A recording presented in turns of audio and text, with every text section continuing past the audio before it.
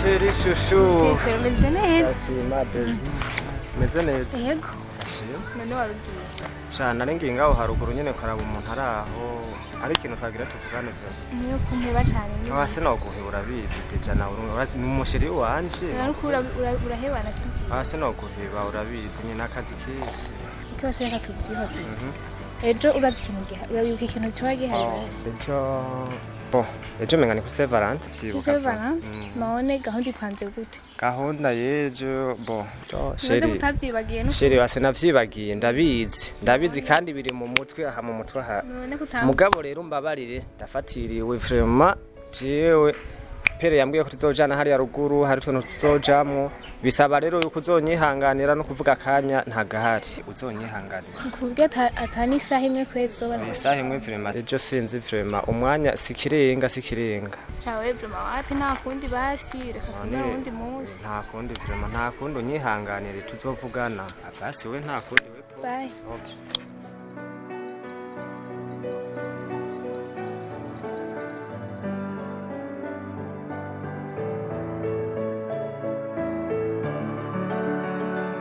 Sheri vraiment ndabona waberewe wapendeje nyine utuntu tw'umunsi mukuru wari waciteguriye vraiment ariko mbabarire byahindutse ubu nyine tuvugana ndoshimisha yo kuja ruguru pere wanje nurababaye sheri wanje vraiment niyo umva noreka kubabara ko tuzi nivyo twari twavugana urazi nyine ibintu ni surprise bibaye ubunyene wihangana ahubwo ngira ni surprise n'ubu mfitiye ujyana nyine urazi ko nari ndagufitiye ari none ntahura none sheri wanje ubu nyene akanya kagiye gupfa karapfuye burundu